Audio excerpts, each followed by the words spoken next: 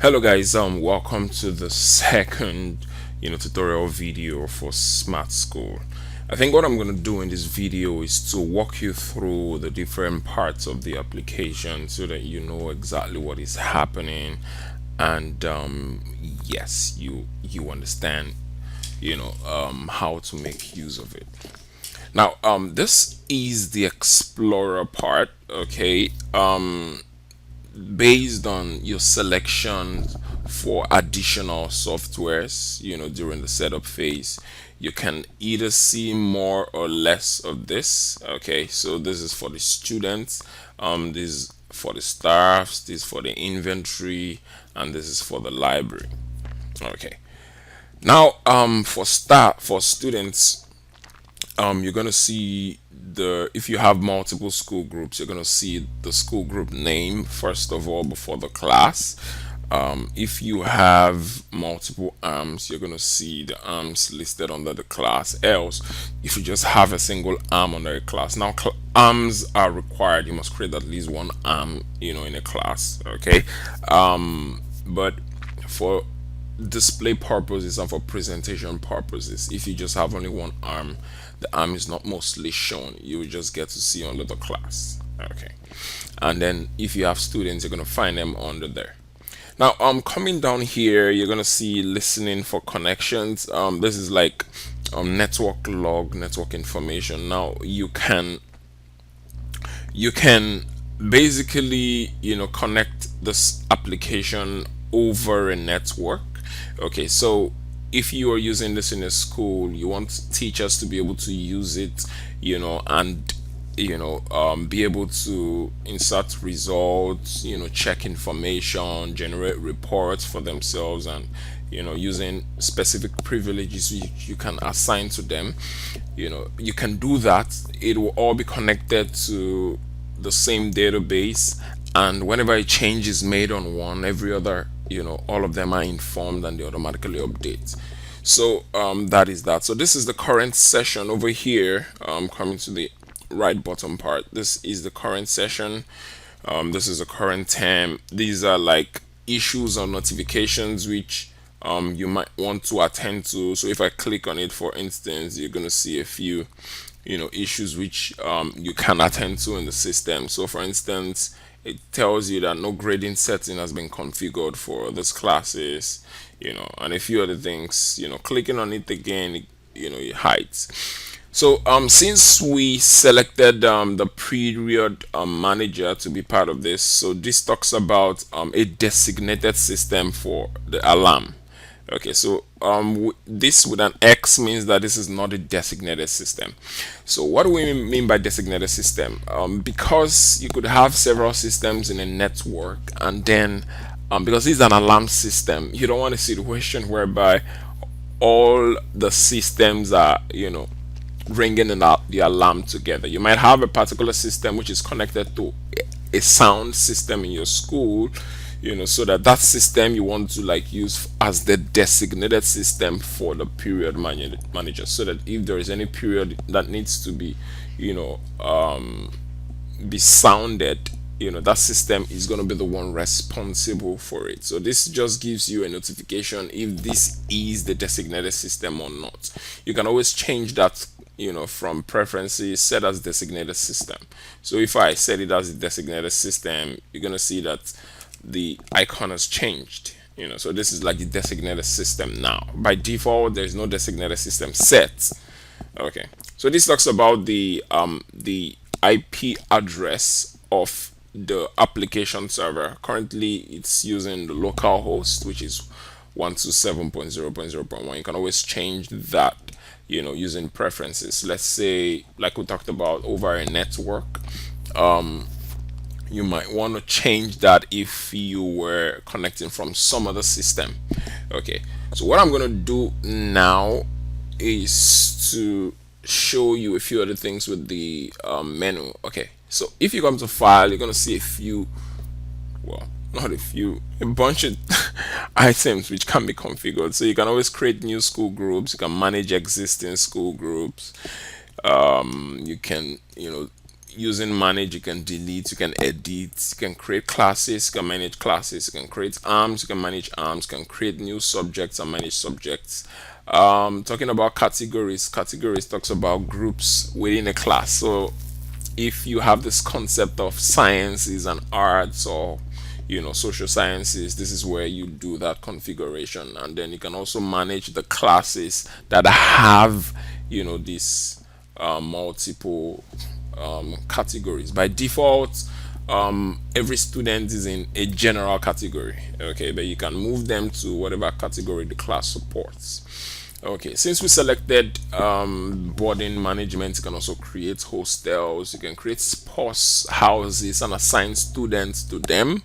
You can create school clubs, assign leaders, members and students to them. You can generate reports as well for people who belong to any of all these things.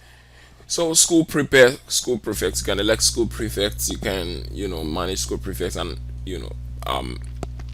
set students as prefects. You can create school events, creating school groups and events within those groups. This is also available on Smart School Online if you subscribe to it, and also on the mobile application as well. So you can create accounts, and there are different kinds of accounts. It's very, very flexible, and you can also give different types of rights. By default, we encourage only one administrator account. When you install Smart School, it comes with the admin account, which you can change a few, like you can change the password, the default password.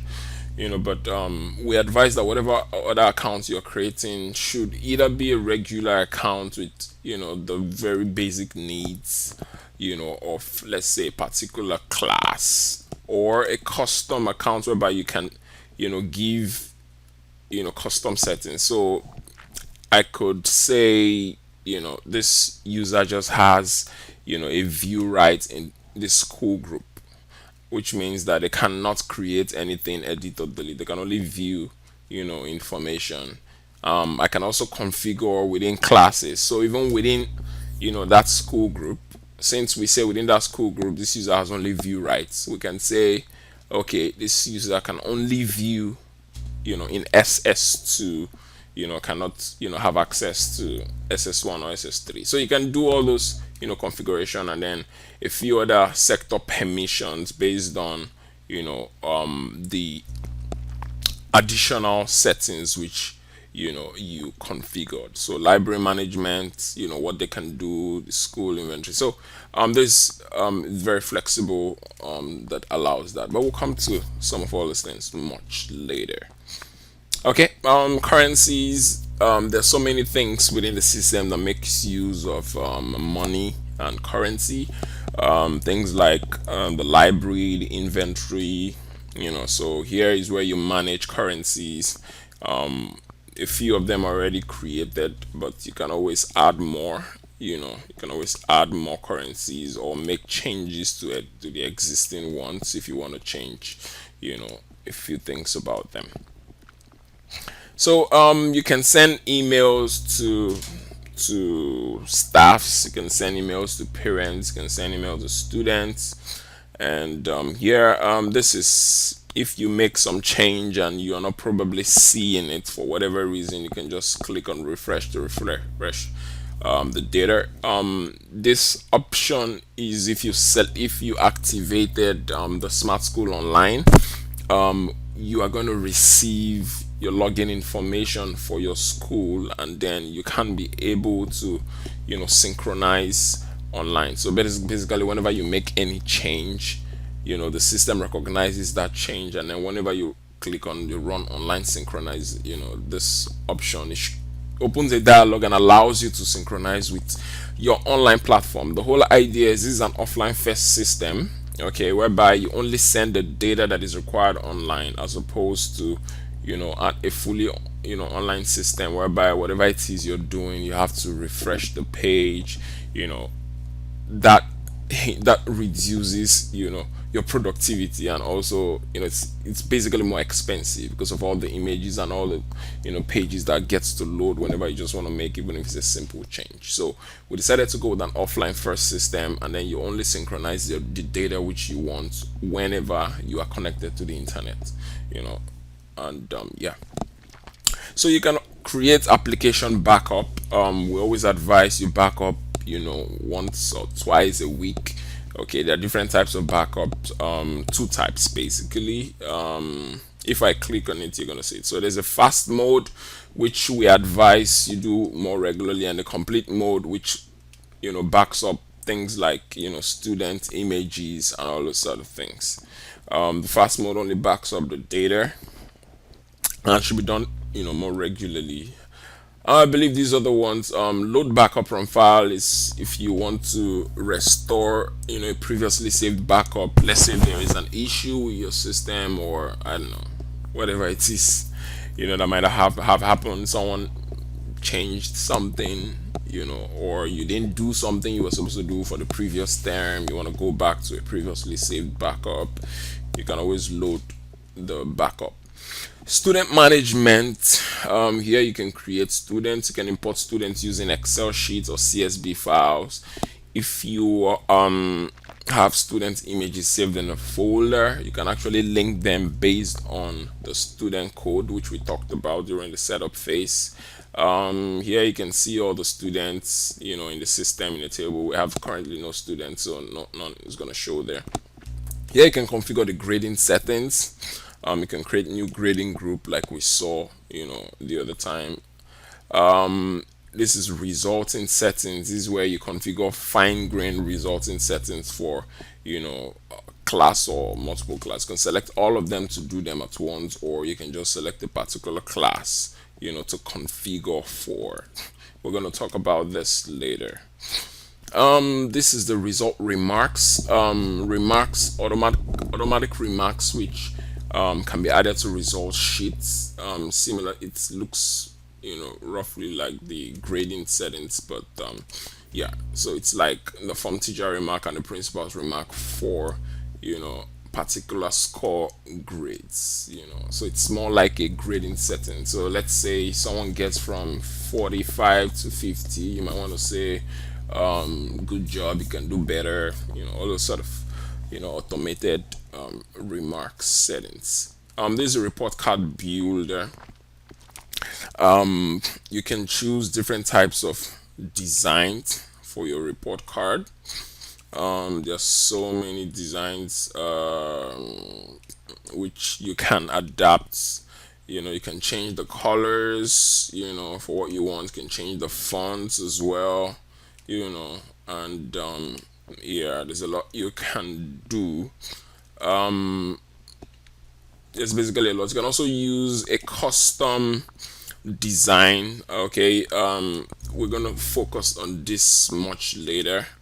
You can use a custom design, using some templating, pattern to create your own result. So let's say you already have some result built in, Microsoft Excel or something. You can adapt that, and then the system will be able to use that and generate result for you. We're going to come to that later. So here is where you create assessments, tests, assignments, practical projects. You can also manage assessments for classes, and then see assessment information. This is student ratings. These ratings that appear on the results. So things like neatness, yeah, obedience, all those sort of things. You want to create ratings, and then rating groups as well. So this is where you configure attendance, but you need to configure the term date settings before this works. So this is where you pick attendant. There's really no student now. It's done on a student level currently, but updates to the system will be able to make it possible to do it, by an entire arm. Okay, this is where you insert student scores manually. It shows up basically based on the settings which you made for the school group roll call arrangements. So here you can import student results. Let's say you already have student result from previous terms, or you you decided to put them in an Excel sheet and then do them at once. You can always import from Excel sheets or CSV files. And here is where you calculate the results when before generating. So you have to always calculate the result before you print the result. So you can calculate for a particular class, you can calculate for the entire school, and then you can print the class results. So these are fees. Since we selected student management, you can create fees and manage fees for students.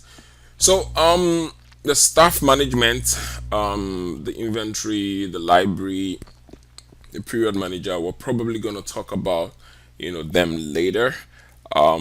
We've spent a lot of time on this video already. Thank you so much for watching this, and see you in the next.